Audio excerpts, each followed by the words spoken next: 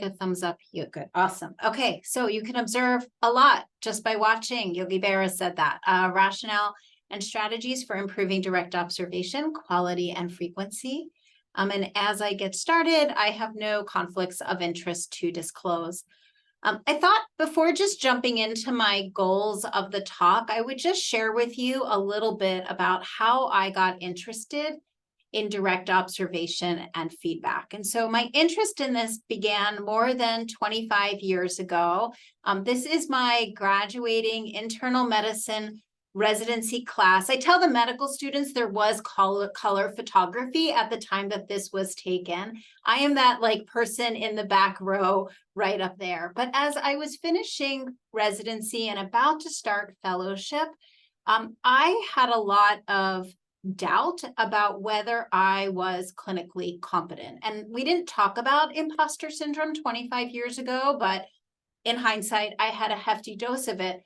But in part of the reason that I think I was so uncertain about whether I was really ready to graduate and go on to practice unsupervised is that I felt like I didn't get a lot of feedback and I wasn't observed very often with patients. And so I was pretty convinced that because I could present on rounds, people thought I was a good doctor, but maybe I really wasn't. And so that's sort of from my own personal experience where my interest in feedback started.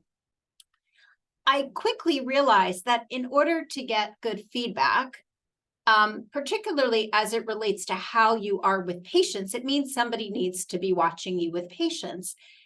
And then I realized, well, it also seems that when people assess, they have so many different expectations and have so much variability in what they consider to be a job well done. So this idea of poor inter-rater reliability.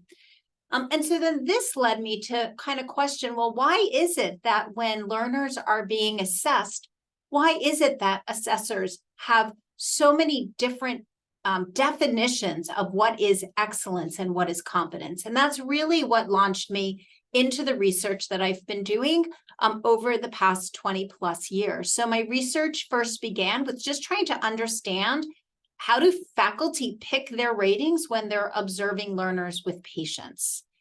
And then once we sort of had a handle on that, and I did a lot of this work, as many of you may know, with Eric Hombo, we then tried to explore, well, so how do different approaches to rater training influence the assessment that faculty members make?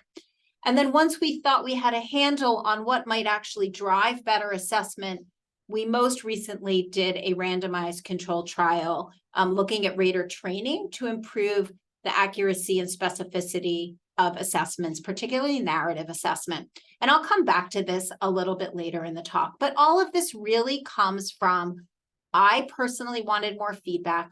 I wanted authentic feedback based on what I was doing with patients. And I was hoping that that feedback could be more than just, you're doing a good job, keep doing what you're doing, read more, to something that was actually behavioral and specific. So I'm going to focus us on workplace-based assessment, which is the direct observation of clinical encounters in day-to-day clinical practice. And direct observation may include assessing our learners taking a history, doing a physical exam, counseling a patient, doing a procedure. We also observe learners doing really important tasks like doing a handoff of a patient or participating as part of an interprofessional team. A lot of what I'm going to focus on today are the clinical skills involved and directly observing a learner with a patient, but these other skills are also really important to observe. As medical educators, many of you are familiar with Miller's pyramid, and direct observation is an assessment strategy that enables us to assess what a learner does. So multiple choice exams are really good for seeing what our learners know. We use problem-based sets to see if learners can apply that knowledge. We use standardized patients to see if they can demonstrate how to do something, but the doing it in real time is really direct observation. And you can, I think, appreciate that the assessments of direct observation, is a better assessment method when we're really trying to get at expertise and the authentic tasks of what we do as care providers. So with that, the two goals of this talk, I'm going to spend the first half of the talk just really trying to make the argument for why direct observation is such an important strategy in competency-based medical education. And then the second part of this talk, I'll share with you some strategies that are ideally can be implemented to improve the effectiveness of direct observation, both improving like the frequency with which it happens, as well as the quality of the assessments. So let's just start with like, why should we be doing this? And I'm going to go over 3 arguments about why direct observation is important. The first argument is really going to focus on why this particular assessment method is so critical in competency-based medical education. I'm going to share an argument around why you really have to do direct observation if you want to give good feedback and do coaching. And then I'm going to share an argument related to the idea that in order to be a good supervisor, particularly balancing the autonomy that a learner needs and ensuring that our patients get good care, to be able to titrate that supervision, you need to have done some direct observation of learners. So let's start with the first argument. So as medical educators, many of you are familiar with this idea of competency-based education. Here's one definition from Caraccio and Englander. It is an outcomes-based approach to the design, the implementation, and evaluation of education programs and to the assessment of learners across the continuum that uses competencies or observable abilities. The goal of competency-based education is to ensure that all learners achieve the desired patient-centered outcomes during their training. So I sometimes think it is just a lot easier to define things in a simple way. That's a lot of educational, jargon. So I really like this cartoon as a way for how we should be thinking about competency-based education. It says, I taught Stripe how to whistle. I don't hear him whistling. I said I taught him. I didn't say he learned it. So when I was a medical student and when I was a resident, the focus was really on, I'm teaching you how to whistle, right? Like you're going to go to a lecture on whistling, and then you're going to have a whistling clerkship, and maybe like you're going to do an advanced elective in whistling. And by having done all of that, the assumption is that you can whistle. And the difference now in competency-based education is while all that education might occur, at the end of the day, we're assessing, can I or can I not whistle? So we are moving from structure, process, and time to the outcome. And for us in medical education, the outcome we're talking about is competence, the ability to provide safe, effective, high-quality, patient-centered care, ultimately unsupervised. So this has led to a shift in how we educate. And we could spend a whole talk independent of this talking about, the transition to, variable length training. But what I want to highlight on this slide is workplace-based assessment and direct observation really fulfill some of the paradigm shift associated with competency-based education. Direct observation is a great way to see how our learners apply their knowledge, right? We're not just focusing on a single boards exam at the end of training or an in-training exam, but how that knowledge gets applied in the clinical setting. And there's a much greater emphasis on formative assessment, meaning frequent assessment over time, as opposed to a single high-stakes summative assessment like a board exam. You'll also see on this slide that there's a shift from norm-referenced assessment to criterion-referenced assessment, and we'll come back to this idea in a little bit. So if the goal is to go back to that whistling example, that we want to know at the end of training, can our learner whistle?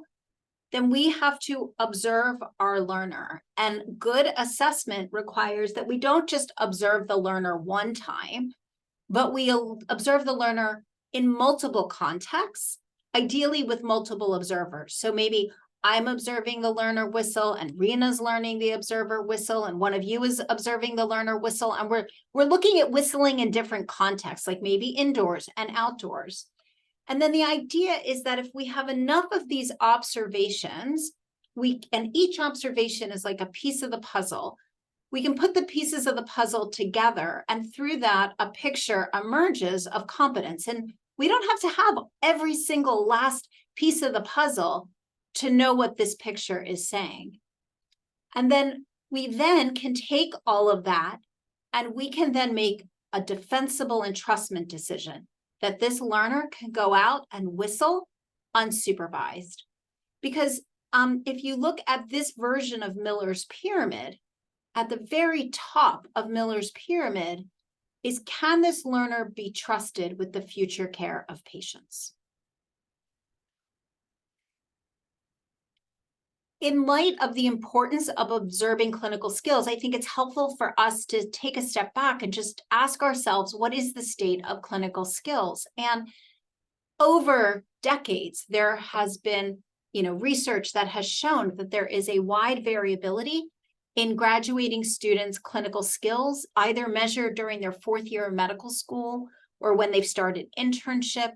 There have been studies both in medicine and in surgery showing that basic skills related to informed consent, taking a history, doing a physical exam are really variable at the start of internship. And those of you who work with learners, I'm sure, have experienced that firsthand. The variability in clinical skills doesn't just occur for learners. There's also abundant literature demonstrating variability in physical exam skills for practicing physicians. So there was a study back in the late 80s, early 90s that cardiac auscultation skills don't improve after the 3rd year of residence, 3rd year of medical school. And Clarence Braddock has done a lot of work showing that many practicing providers, when they are doing shared decision-making with their patients, don't cover all of the elements of informed decision-making. In fact, less than 30% of physicians in his study, when they were doing shared decision-making, included all the important components of that. And these clinical skills, like taking a history, doing a physical exam, how we talk to patients, like they actually really matter in terms of the quality of care that our patients get. So many of you have heard that like taking a good history leads to the correct diagnosis more than 80% of the time. And even though we have CTs and MRIs and PET scans and functional MRI, like you still have to take a good history to know what tests to order. And when we try to practice high value care, we don't just want to be ordering a ton of tests, because that just adds unnecessary cost and potentially risk. We know that faulty data gathering is one of the most common sources of diagnostic errors and is actually associated with significant patient morbidity and mortality. And there is tremendous literature documenting the fact that patient outcomes, patient satisfaction, patient adherence, likelihood to sue, actual care outcomes like blood pressure control, glycemic control, all improve when a doctor is using patient-centered communication. And so all of this is to say that, we say assessment drives learning. And so if we assess some of these really foundational clinical skills like history taking, physical exam, how we communicate with patients, skills that actually impact patient outcomes, it legitimizes the importance of these skills, and it simultaneously ensures that we're assessing the important skills that affect the quality of care that patients receive. So that's argument one. You can't make defensible entrustment decisions if you haven't done direct observation. The second argument is around feedback and coaching. And I'd like for you to all just kind of think to yourselves about how individuals become experts. And here are just some individuals who are experts. And I once shared this slide in a smaller forum as like an interactive faculty development workshop. And somebody gave me the answer that these were individuals who just made a lot of money and were genetically predisposed to be great. And I was like, oh, not quite what I was going for with this slide. But I think you all know that individuals become experts because they practice a lot. They're motivated. They have coaches that give them feedback, and they have coaches even when they have become masters and experts. So just in terms of a little bit of kind of theory, this picture shows how we acquire our skills and the difference between performance of everyday skills and expert performance. And what you can see is that over time and with experience, our performance improves. All the curves are going up. When we first learn something, we are in what's called the cognitive phase of learning, which means that we are actively thinking about everything that we're doing as we're doing that task. And so you can think of like when you first learned to drive a car, you had to think about everything you were doing related to driving a car, where your hands were on the steering wheel, how much pressure you were applying to the accelerator. Nobody could talk to you. That's the cognitive phase of learning. And then after you were driving for like 20 to 30 minutes, 20 to 30 hours, you kind of got the hang of it. You could have the radio on and you didn't have to think about it so much. That's the associative phase of learning. And then for those of you who drive regularly, you don't really think about driving while you're driving. And once we sort of do things autonomously, that is where performance plateaus. And what experts are able to do is they're able to remain in that cognitive and associative phase of learning. And the way that they do that is they set a performance goal a little bit beyond where they're currently performing. So they have to be thinking about what they're doing at all times. And so this is the whole idea of deliberate practice. And one of the ways that we kind of remain in that cognitive or associative phase is we're setting goals of performance a little bit beyond where we're currently performing. And those goals have to be informed by somebody other than ourselves. And the reason that we ourselves can't just give ourselves feedback is because we aren't always very accurate in how we self-assess. And I would imagine if I asked for a show of hands, how many of you have worked with some, I'll call them kittens, who look in the mirror and think that they're a lion, right? So the folks who overestimate their performance. And then equally problematic, those lions who have a lot of imposter syndrome and look in the mirror and see a kitten.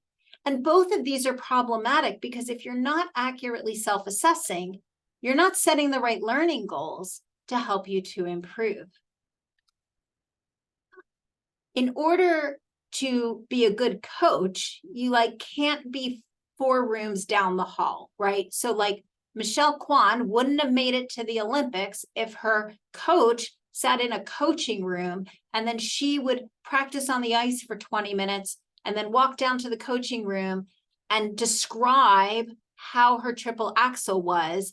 And then the coach would ask some questions and then send her back to the ice to do it again, right? That would never lead to an Olympic, medalist. Yet that's, especially for internal medicine, that's what we do all the time, right? People come, they tell us, we ask questions, we give advice, and they go back, and we're not there side by side.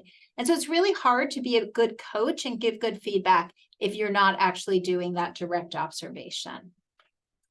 And then, gosh, more than 10 years ago now, Atul Gawande wrote a great article about this in the New Yorker, which if you haven't read, it's totally worth a read. He describes this exact idea that, when we practice, when we finish training, we go off and practice and nobody watches us anymore. And he was describing how his operative morbidity rate had plateaued. And that kind of just really bothered him. And so he contacted a mentor who scrubbed into the OR. And after the case, he got feedback. And he says, that 20-minute discussion, having been observed, gave him more to work on and consider than he had had in the past 5 years. And so we're talking today about like direct observation of learners and competency-based education.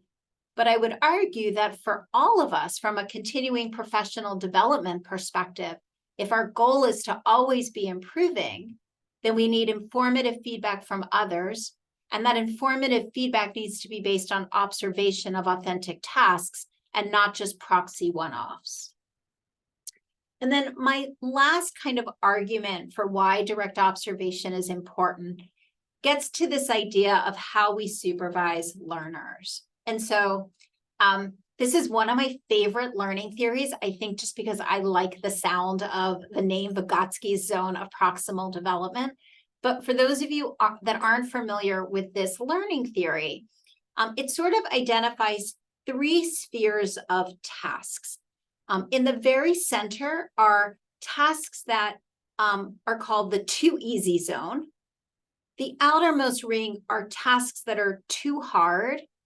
And the zone in the middle is like the zone of proximal development. And so the too easy zone are things that a learner can do without any help at all. And the too hard zone is things you would never have a learner do. It is beyond their ability, right? Like I'm not going to have a 3rd-year medical student go into the operating room and do an appendectomy, right? Like that is too hard. And then in between is the ZPD, the zone of proximal development, which is what a learner can do with help. And my point with this slide is that I think it's kind of hard to know what a learner can do without help and what's beyond their ability if you haven't seen them do any tasks. And so part of the argument for direct observation is that direct observation is a strategy that both helps us to figure out what's too easy and what's too hard, but it also is the strategy that we use to kind of help the learner in that zone of proximal development. So the zone of proximal development is what that learner can do with help. And you can imagine that if you are there and you are observing, you are what's called the more knowledgeable other. And through prompting, open-ended questions and modeling, you can actually support the learner as they move outwards across that circle. So kind of said another way, I think our goal in patient care and in medical education is to ensure that all of our patients, even if they're being taken care of by a trainee, they get safe, effective, high quality, patient-centered care. We discussed a little bit earlier that trainee performance or learner performance is variable, right? Like learners have different skills, and performance is always a function of a level of competence in context. What I mean by that is that our competence is context specific, right? I might be very competent in my primary care outpatient practice that uses Epic. But if you were to put me in the intensive care unit at our Veterans Affairs Hospital that has a completely different medical record, I am not competent there. So competence is context dependent. So if learner performance is variable and context dependent, but we want all patients to always get safe, effective, patient-centered care, something has to like fill in the gap between what a learner can do and what a patient needs. And that's where we come in as supervisors, right?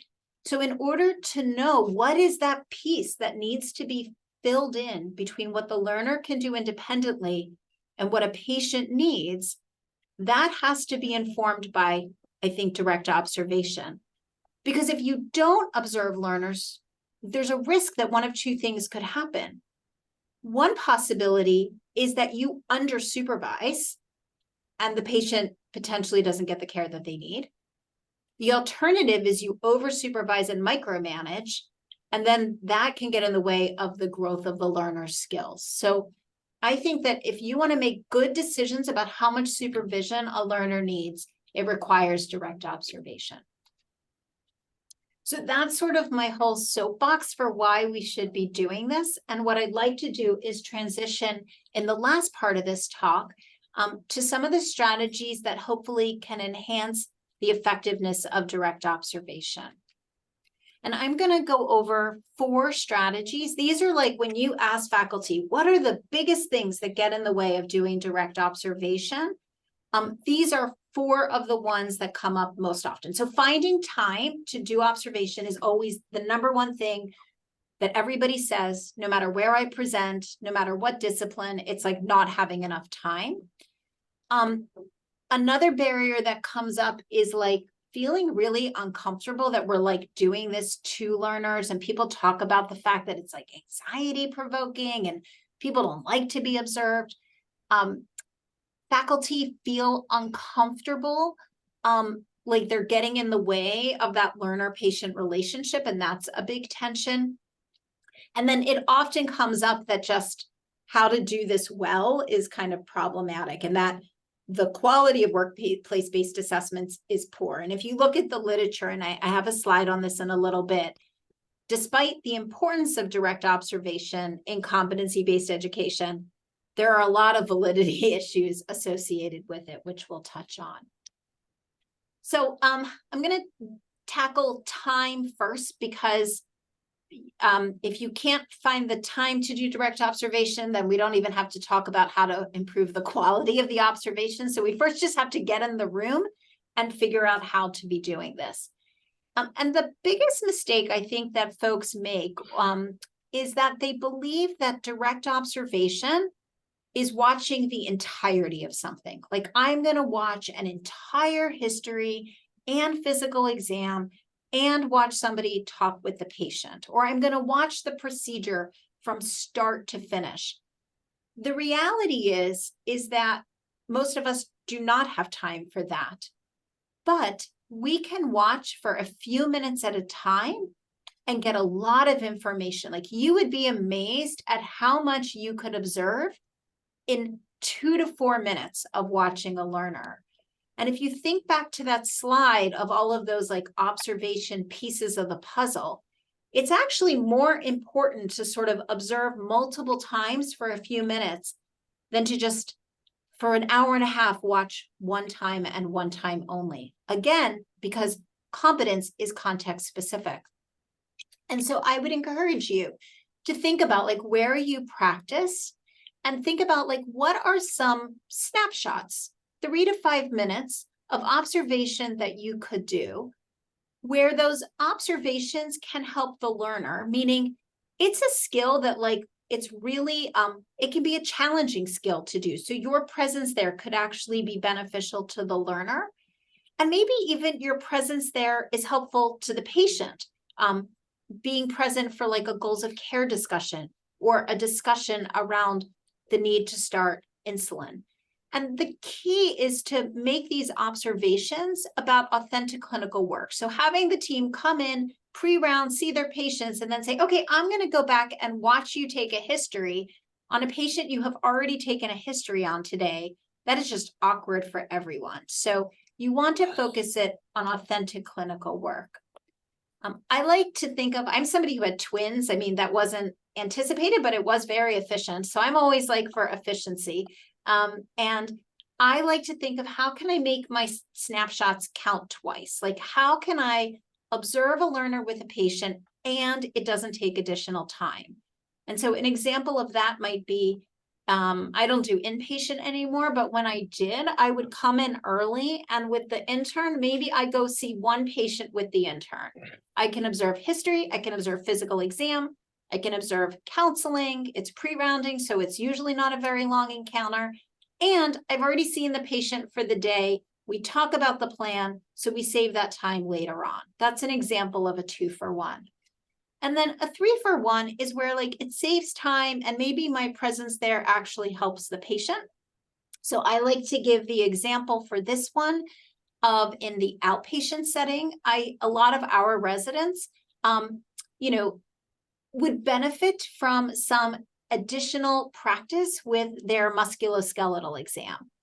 And so I say to the residents, look, if a patient comes in with shoulder pain, take the history, come grab me, we'll go back in together, you'll do the shoulder exam, I will be there.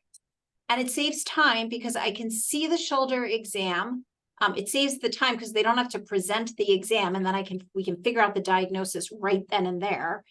I don't have to go back and redo the shoulder exam because I'm there, and it helps the patient because now the patient doesn't have their shoulder, which really, really hurts, examined 2 separate times. So that's a 3 for 1. Here are, and I'll send Rena a copy of my slides. Here are just some of my observation snapshots and snapshots that faculty have come up with. And then, as I mentioned earlier, not all of our direct observation is learners with patients. So even doing observations around, how a third-year resident leads their team and teaches the medical student are other potential observations. But I think the key is that you want to think about, like, who are your learners and what are the relevant tasks that are important to observe for that level of learner. The kinds of things you might want to observe in a clerkship student may be very different than what you're going to observe in a resident or a fellow. And I think the more that you can think about what the goals and objectives or the competencies and milestones are, and then sort of fill in something like this, it gives you a sense of what it is that you want to be paying attention to. And then there was a great article by Lindsay Lane in Pediatrics in 2000. It was about structured clinical observations. And the takeaway from this is that in that article, they used a different type of direct observation called a structured clinical observation. But in this article, they talked about you stay in the room for as long as it takes you to come up with 3 things that you want to say in feedback. And once you have your 3 things, you don't have to stay in the room anymore. Now, obviously, you need to set that up with the learner and the patient, but it really helps because, there's only so much feedback that somebody can process anyway. So it is really helpful to think about, I need to be in the room long enough until I identify my 3 things. So that's a little bit about finding time, realizing you don't have to watch the whole thing, and thinking about snapshots and sort of that 3-thing rule. The next strategy is around learners. And if you look at the literature on direct observation, there's a lot of literature about how much learners hate it, for lack of a better word. Learners find it anxiety-provoking. They describe it as being an artificial checkbox activity that doesn't really help with their growth. 2 big values in medicine are having autonomy and being efficient. And so, direct observation can threaten a learner's feeling of autonomy and efficiency. We tell learners, oh, I'm observing you so I can give you feedback. But what it often feels like to a learner is high stakes assessment. And it will always feel like a high stakes assessment if you're doing it infrequently. Because by definition, if you're doing it infrequently, it's high stakes. And because there's been such a breakdown in many of our learning environments where learners do not work with supervisors for long periods of time, it's much harder to build trust and that longitudinal relationship, which also makes direct observation and feedback a lot more challenging. And all of this is to say that it then feels like direct observation is happening like to learners as opposed to with learners. And what I would like to suggest is we need to think about a way where we are partnering with our learners, that we're in this together and they feel like this is happening with them and not to them. And so part of that is about creating a culture of self-regulated learning. And I think part of what that entails is being much more explicit with our learners about why we're observing, how observing is really necessary if you want, meaningful feedback.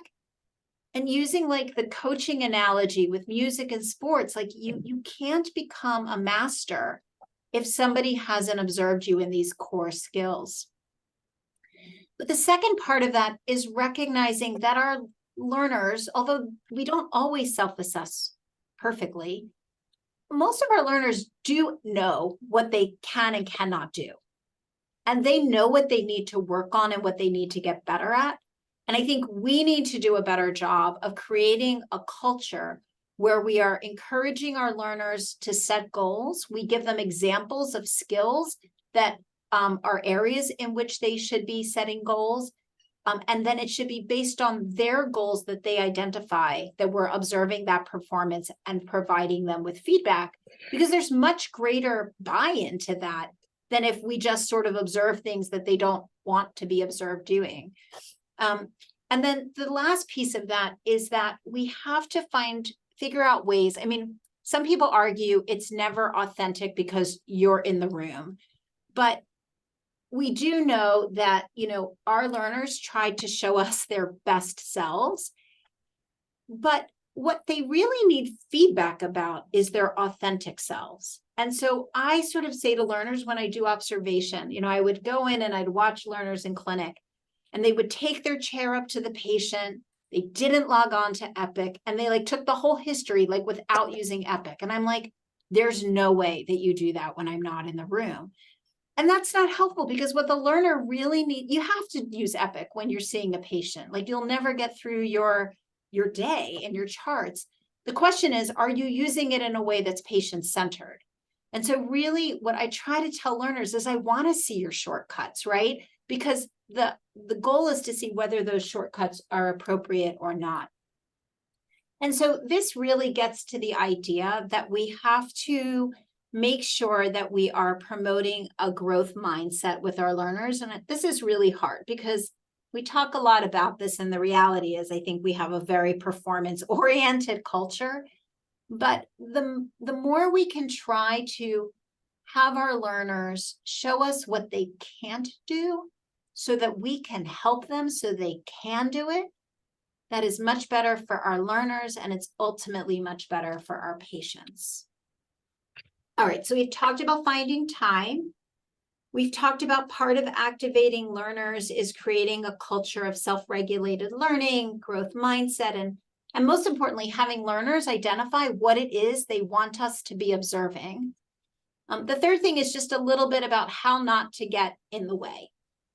And so when you are observing, you don't want to unnecessarily interfere with the rapport and the interaction between the learner and the patient. And this is just some ways that you can do that. One is triangulation. This is the idea that you sit in the peripheral view of the patient. It kind of forces the patient, who's the person looking at us, to look at the learner whose back of the head we're seeing. But I can still see the learner. I can still see the patient, which is really important because I'm going to want to be observing nonverbal cues. If I'm tapping my foot and clicking my pen and looking at my phone, I'm going to be really distracting. So the goal is to be a fly on the wall and not interrupt. You want to try to avoid eye contact with the patient, because the more you engage with the patient, the more they're going to start looking to you as the person they perceive to be the person in charge. Obviously, you can't do that to the degree that somebody thinks you're like a sociopath, but you need to be mindful of that. And then when a patient starts looking at you or starts talking to you, there are ways to turn it back to the learner. So the learner and patient relationship is primary. And I think learners really appreciate, learners, if they're being observed, they don't want you jumping in all the time, unless obviously something egregious is happening that you need to step in for a patient safety perspective. And then last but not least, and this could really also be a talk in and of itself, I've spent most of my sort of research time really trying to think about how can we, if we get people in the room and we get the learners to identify their goals and we get faculty to not interrupt, how do we then improve the quality of the observations that are being made? Because at the end of the day, for me, this all started with just wanting better feedback. As I mentioned earlier, there are lots of validity issues with workplace-based assessment. Everything from people don't identify the mistakes that are being made, to variability about what is acceptable performance, how you circle numbers on a rating scale. We have the doves who, rate leniently and the hawks who rate stringently. And then we have things like halo effect where, I really like Rena. So when they ask me questions about medical knowledge and physical exam skills, I rate them really highly, even if I've never observed those things. And then obviously there is also a lot of bias that gets in the way on both explicit and implicit.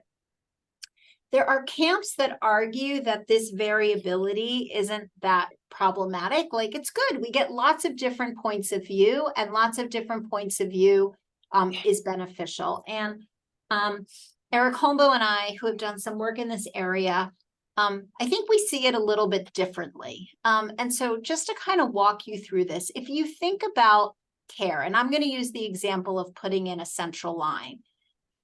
There are some best evidence guidelines in purple about how to put in a central line. And then there's sort of things that we believe are acceptable about putting in a central line. We might not have the evidence, but everybody generally agrees you need to do those things when you put in a central line.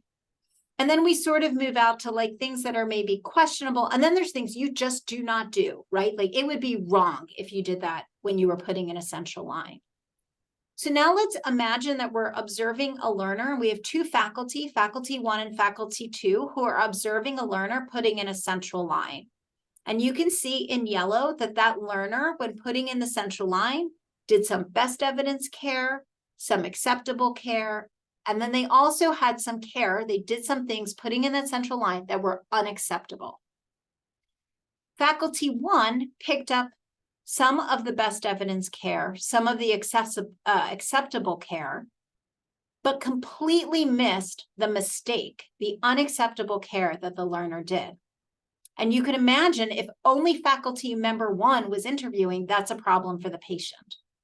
Faculty member 2 also noticed some best evidence care. They also observed some things that didn't happen, but they did pick up on the unacceptable care. And so my point in this is that it's really important. Yes, having people leverage their expertise is important, but we do want to make sure that when people are observing, they can pick up the care that is acceptable and unacceptable so that patients get care that they need. Part of the problem with workplace-based assessment is we're given rating scales, and how people circle numbers is really variable. And so some people pick numbers on rating scales based on comparing a learner to what a learner at a similar level of training would do. We've done research that sometimes people are like, I don't know, it was a 5. It felt like a 5. I can't tell you why it was a 5. We oftentimes rate learners compared to what we ourselves would do. And I'll leave you to think about why that could possibly be a problematic standard. We all are not always the gold standard for skills. And actually our research back in 2011 showed it was really uncommon when people explain how they pick numbers on rating scales, that they sort of use a criterion referenced approach of like, if you're putting in a central line, here are the things that need to happen. Here is what the learner did. This is what the learner didn't do. So we've spent a lot of time trying to improve assessment by making better rating forms. But the reality is that the instrument is all of you. The instrument for direct observation is the faculty member. So this is not about making better forms. This is about training and calibrating the assessors. And there are several strategies that are out there. One is called performance dimension training, which really, this is one of my most favorite cartoons. It says, what the hell are we looking at? Performance dimension training is a faculty development technique where you take a skill like putting in a central line, and the group says, here is what, if you want exemplary putting in a central line, here are the things that need to happen, so that all assessors, when they are observing learners put in a central line, have a similar shared mental model. And then the next part of training is something called frame of reference training, where we watch a bunch of maybe videos of learners putting in central lines, and we apply those criteria to begin to distinguish, is this done poorly, sort of satisfactorily, or is this done, aspirationally, and that's called frame of reference training. And a big part of all of this training is really getting faculty to move to a criterions referenced assessment, so that when we're watching a learner put in a central line, we're not comparing the learner to how I put in a central line, and we're not comparing a learner to how second-year residents put in a central line. We are assessing the learner based on the criteria that are necessary to put in a central line so the patient gets good care, because at the end of the day, that's the entrustment decision. I think this is one of my last slides, besides my wrap up, which is just, we've done a bunch of trials, and we're beginning to see the impact of rater training. We just published a study in Academic Medicine showing that this type of rater training can actually improve the quality and specificity of narrative assessment. After individuals do this type of training, they feel like they're able to give better feedback. And individuals say it's actually really beneficial because they refresh their own clinical skills as well. And these days, we shouldn't be giving talks without talking about bias. And so it's also important, as we think about direct observation and we think about the assessments that we're making, and we're thinking about the ratings that we're circling on forms, that we do what is called an equity pause or a bias timeout, and really kind of ask ourselves, are we basing our observations on things that are observable, and are we coming to this with bias? So take home message one, assessment for learning is much more important than assessment of learning. Direct observation should really guide, future should be catalytic for learners. And our assessment should be designed not just to figure out what learners can do, but actually what learners can't do. Because it's what learners can't do that is when we step in to provide feedback and to teach so they can be able to do those skills. Two, nothing to me without me. We shouldn't be doing this to learners. We should be doing it with them. Our learners rarely have access to timely assessment and feedback. And if they don't have, good feedback, they can't set good goals and action plans. And training programs really need to think about how we have frequent low-stakes assessments, rich in feedback with coaching to really help our learners to improve. And then investing time and effort in faculty development in some of the areas that I mentioned, so that we can ensure that those assessments are of high quality, not only for our learners, but for the patients that they are entrusted to take care of. And with that, I will stop sharing. Jen, that was just absolutely rich with so many practical and wonderful takeaways for